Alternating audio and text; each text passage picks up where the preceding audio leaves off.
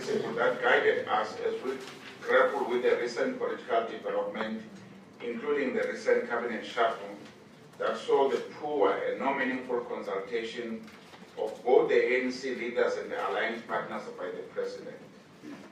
Firstly, we needed to answer the question whether the cabinet reshuffle was transparent and in the best interest of both the ANC and the country. We also look at whether the reshuffle helped the fight against corruption. And lastly, we look at whether the reshuffle was based on merit and also if it assisted the fight for the radical economic transformation. The answer to all these questions was negative. For the first time under President Zuma, Cosatu was not consulted during the latest cabinet reshuffle.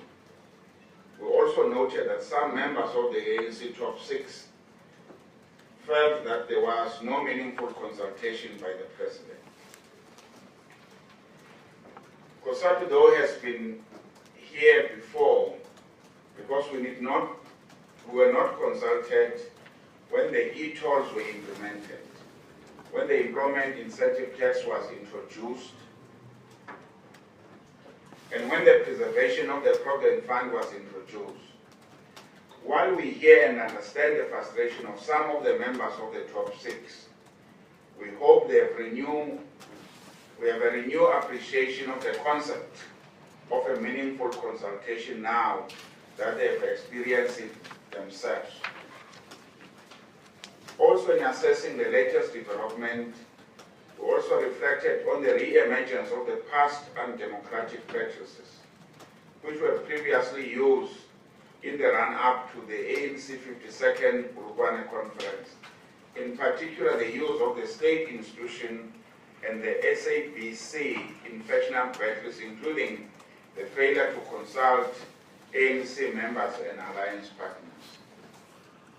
In the run-up to the Bulugwane Conference, while dealing and responding to the undemocratic tendencies, Cosatu said the following, quote, "We hope that should Jacob Zuma win, we'll see no more of such undemocratic practices, and that he will usher in a new era of democratic consultation and transparency."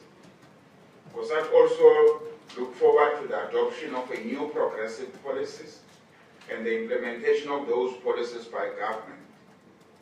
The only scenario which will rightly be called a crisis would be if the government refused to implement the policies voted for by the conference. Only then will it be justified to call for a government to step aside. But we had earnestly hoped that our new leaders will prevent such a crisis from ever occurring and close the courts.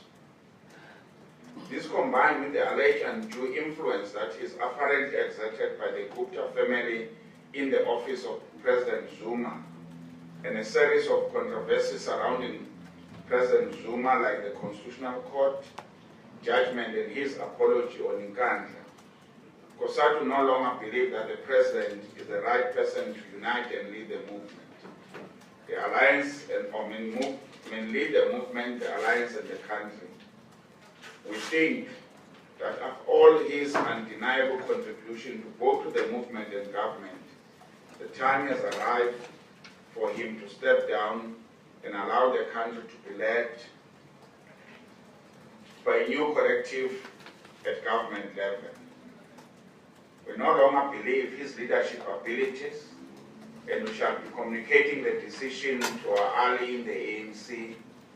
The CC will also be demanding both government and the president to give us an explanation as why we were not consulted as an alliance partner and what led to the abandonment of such long-standing tradition. We currently experience a period of deep division within the ANC, and we believe that the president's lack of constructive engagement has added such division, which impacts negatively to governance. He also failed to deal with some of the most incompetent ministers in his cabinet, proving that this cabinet shuffle was not based on merit, but on a political loyalty. We reject the prerogative argument because the ANC accompanied or campaigned not only as individuals, but as a team, and the voters gave mandate to the organization, not only to one individual. The president derived his mandate, like any other ANC employee, from the movement itself. The Federation also plans to directly communicate this decision of the special CEC to its members, including discussing its implication. Cosatu will also be talking to the alliance partners, or to all of the alliance partners, community, religious, and societal organization, to discuss this decision and the way forward. We have loved to communicate this decision internally with the ANC first, but in the absence of such engagement, we are left with no choice but to communicate our decision in public. But in all of our engagement, we'll be guided by our class interest and will not abandon our class position. Our strategic enemy is still monopoly capital, and white monopoly capital in particular, and we stand in opposition to neoliberalism and its ideologues, both inside and outside the movement. We also reconfirm that the unity of our organization and the alliance is sacrosanct, and also stand against corruption. We believe in collective leadership, and we stand in opposition to personality cult in whatever form. On the commitment to the alliance, Cosatu wants to make it clear that it is still very much committed to the alliance. We want an alliance which collectively develops policy in line with the vision of the Freedom Charter, which collectively monitors implementation of the policy, which collectively decides on deployment, and which can call ministers to account. We want an alliance where partners are treated as equals.